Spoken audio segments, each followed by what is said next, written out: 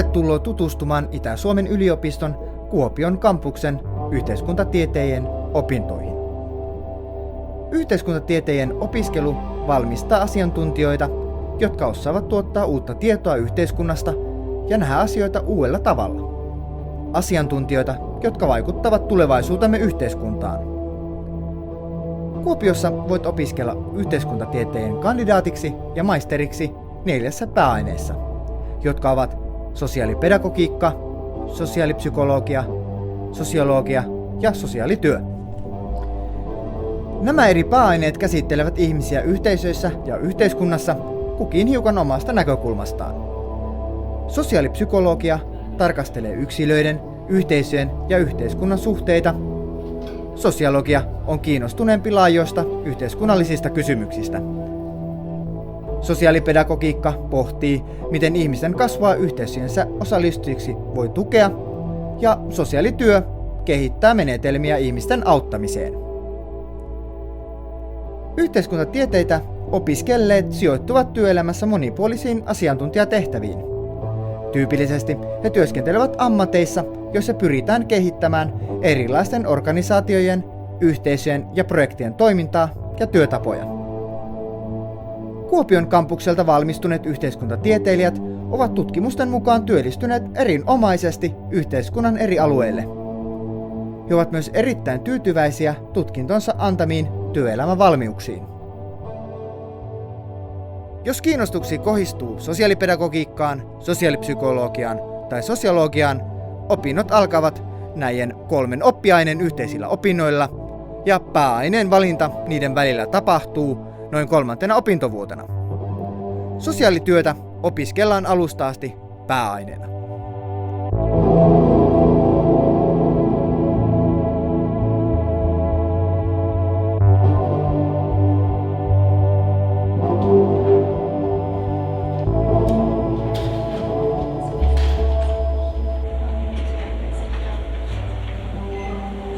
Sosiaalipedagogiikka on tiede, joka yhdistää kasvatus- ja yhteiskuntatieteiden näkökulmia. Tämähän on hyvän yhteiskunnallisen elämän etsimistä ja pyrkimistä siihen kasvatuksen keinoin. Joo, ja mulle se näyttäytyy erityisesti niin kuin yhteiskuntakriittisenä ja nimenomaan vaihtoehtona tällaisten suurten ja isompien oppiaineiden rinnalla. Niin, ja on sosiaalipedagogiikka siinä mielessä myös vaihtoehtoinen ihmistiede, että se kohtaamisen tapa on tosi erityinen, että aina kaikki tekeminen lähtee arkipäivästä ja ihmisten omasta persoonallisuudesta. Nimenomaan tämä käytännön ja teorian yhdistäminen, että vaikka opinnot on teoreettisia, niin ne on kuitenkin suuntautuu aina käytäntöön.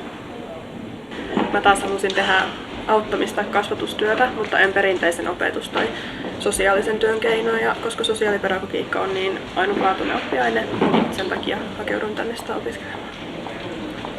Ja antaahan tämä ihan käytännössä apua ja asennetta kaikenlaiseen ihmisten kohtaamistyöhön. Ja toisaalta tässä alassa on sellainen toivon ulottuvuus, että vaikeissakin oloissa olevat ihmiset vielä pystyy löytämään paikkansa yhteiskunnasta.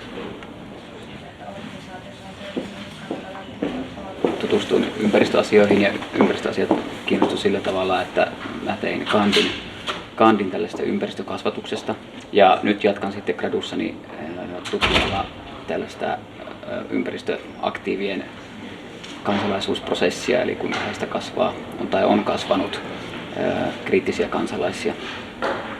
Mä taas itse olin harjoittelussa Kuopion tyttöjen talolla ja sitä kautta sitten rupesi kiinnostamaan nykynuorten kasvukokemukset yhteiskunnassa tai tässä yhteiskunnassa. Ja sitä kautta olen sitä samaa teemaa käsitellyt sitten omissa opintotöissäni. Hyvin heterogeeninen opiskelijaporukka. Ja myös se on huima rikkaus, että meillä on opettajat ja tavallaan henkilökunta todella lähellä meitä ja me yhdessä voidaan tehdä hyvin paljon mielenkiintoisia juttuja. Meillähän opiskelu on aika yhteisöllistä, että tehdään asioita yhdessä. Nimenomaan ja sitten myös niin paljon vapauksia sen suhteen, että mitä teemme. Ja teemme omia pieniä retkiämme ja keskustelutilaisuuksia, missä saa sitten jakaa oikeasti ajatuksia aiheita muiden kanssa. Niinpä, ja tulevaisuusverstaat syksyisiä on ollut aina tosi antoisia keskusteluhetkiä. Mä toivon työllistyväni järjestöpuolelle Ja ainahan on mahdollista jatkaa vaikka tutkijana. Mä taas haluaisin tehdä jonkinlaista nuorisotyötä, ehkä koulunkin sisällä. No mua kiinnostaa kasvatus hyvin paljon, että kuvittelen itseni kasvattajaksi joko kadulle tai kouluun tai jonnekin siltä väliltä.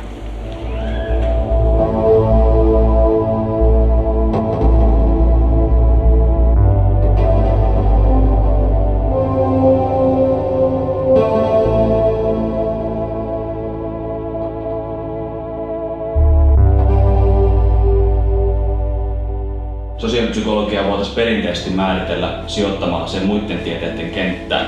Ja tällöin sosiaalipsykologia sijoittuisi aika luontevasti psykologian ja sosiologian välimaastoon. Tämä oikeastaan hyvin kuvaa sitä, että sosiaalipsykologiassa tarkastellaan niin yksilöpsykologisia näkökulmia kuin myös sitten tämmöisiä laajempia yhteiskunnallisia ja sosiaalisia näkökulmia ja kaikkea sitä, mitä siihen väliin jää.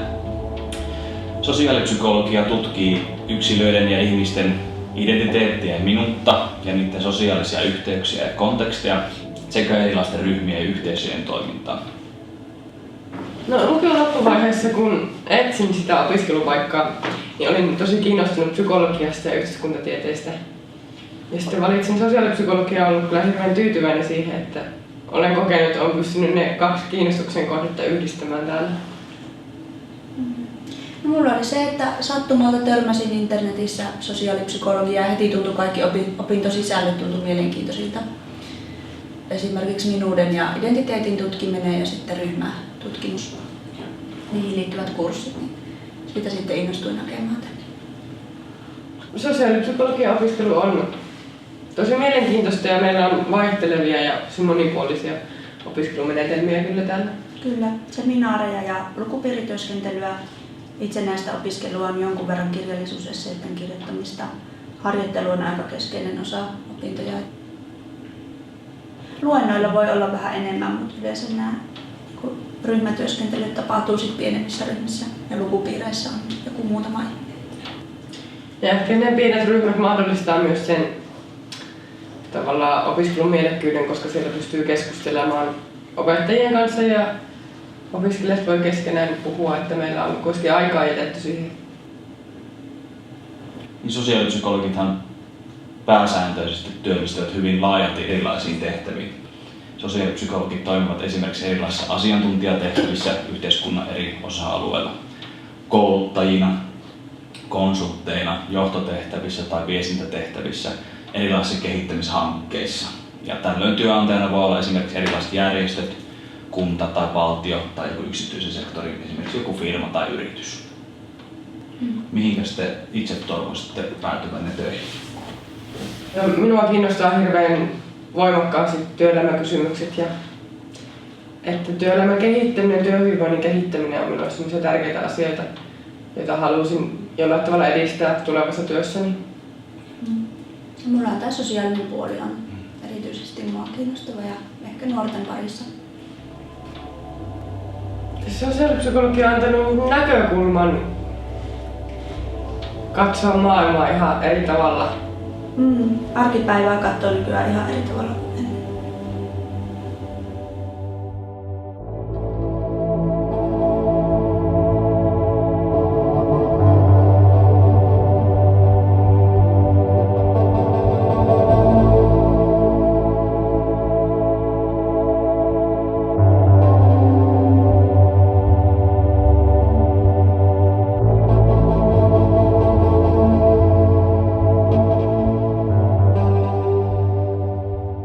Koin lukiossa semmoisen yhteiskunnallisen valaistumisen, tykkäsin kovasti uskonnosta ja historiasta ja kiinnostaa yhteiskunnalliset rakenteet ja Kuopiossa toki on tämä yhteiskunnallinen hyvinvointi pääpainopisteenä, niin se on tärkeä asia sitten tutkia sitäkin, että voisimme säilyttää tämän hyvinvointivaltion sitten tulevaisuudessakin.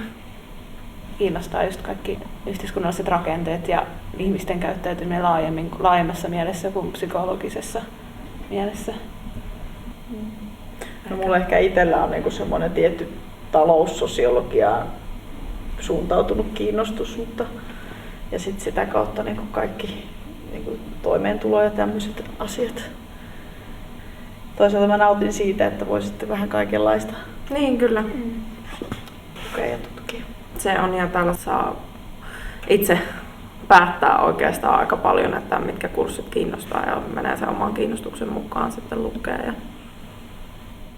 No mä oon niin Kuopiossa sinänsä tykännyt siinä suhteessa, että vaikka me ollaan sinänsä pieni yksikkö, niin se on silti tosi tiivistä ja jotenkin tosi kiva siinä suhteessa, että tuntuu, että niin henkilökunta on tosi lähellä opiskelijoita, että pystytään niin yhdessä tekemään ja on semmoinen fiilis, että, niin kuin, että otetaan huomioon tai sillä tavalla, että ja ei ole mitään semmoisia kauhean hierarkkisia suhteita täällä.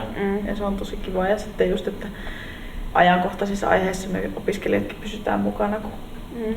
Että just jotenkin tällä hetkellä etenkin tuntunut, että tämä niin kuin hyvinvointi ja tämä onnellisuuden teema on nyt meillä aika isossa roolissa ollut. Ja se on oikeasti ihan älyttömän mielenkiintoinen aihe myös. Että vähän vaikea ehkä tutkia, mutta sitten kuitenkin ihan palkitsevaa. Täällä on hyvät mahdollisuudet lähteä vaihtoon, jos haluaa ulkomailla opiskella tai mahdollisesti tehdä työharjoitteluita.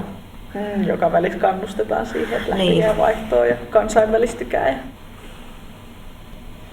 Siis just järjestöpuoli kiinnostaa tosi paljon, semmoinen kolmas sektori, että ja tietysti valtion hommiin nyt yhteiskuntatieteilijät tosi pitkälle.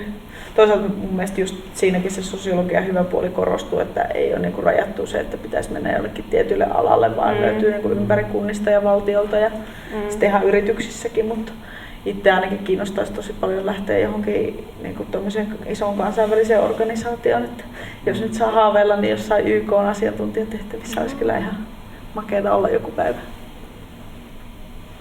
Sosiologian opiskelu on aika kokonaisvaltaista, että just se, että se ei rajoitu siihen, että sä käyt koulun penkissä tekemässä ne tehtävät, vaan sitten se, että sitä niin kuin tehdään myös vapaa-ajalla sitä sosiologiaa siinä samalla. Se ei ole sellaista suorituspainotteista, kun kuitenkin tähdätään asioiden ymmärtämiseen paljon enemmän. Jos haluat Kuopioon opiskelemaan sosiaalipedagogiikkaa, sosiaalipsykologia ja sosiologiaa ja valita myöhemmin jonkin näistä pääaineksesi, hakukohde on yhteiskuntatieteet Kuopio.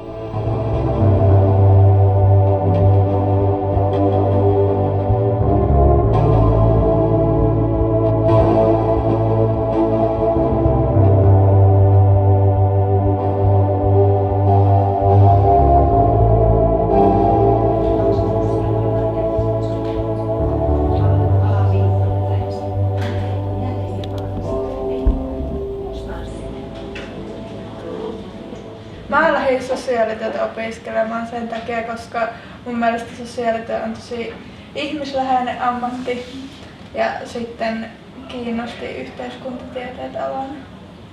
Mulla on tosiaan aikaisempi koulutus taustalla ja siitä sitten ajattelin, että mä haluaisin jatkaa. Vähän niin kuin laajentaa sitä yhteiskunnallista näkemystä. Tässä on kuitenkin se kosketus sitten sinne arkeenkin sitten tämän sosiaalityön kautta.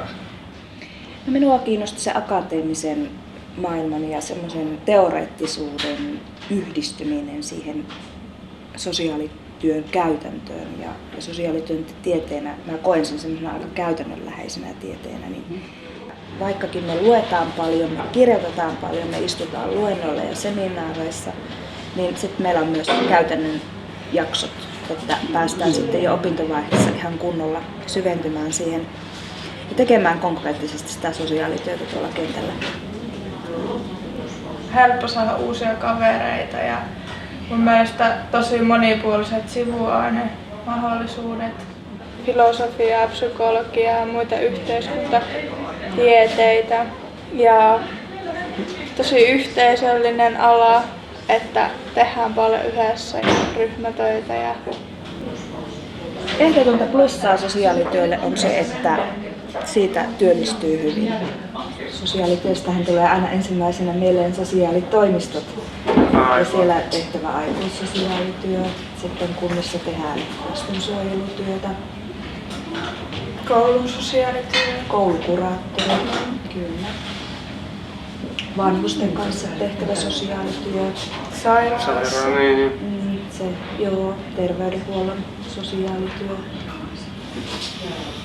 mielenterveysongelmaisten kanssa tehtävä sosiaalityö, päihdeongelmaisten kanssa tehtävä sosiaalityö. Ja vankilassakin on sosiaalityö. Ja useasti moniammatillista ja semmoista verkostotyötä, että voi tutustua oman ammatin ohella sit muihin.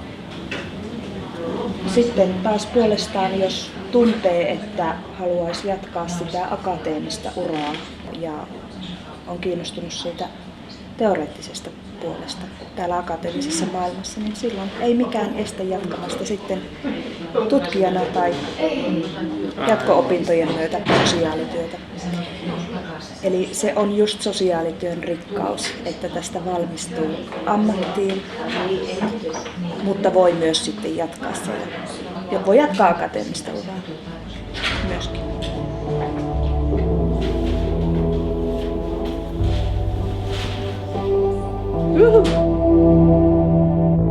Jos haluat Kuopioon opiskelemaan sosiaalityötä, opiskelemaan hakeminen tapahtuu suoraan sosiaalityön pääaineeseen. Tervetuloa Kuopioon!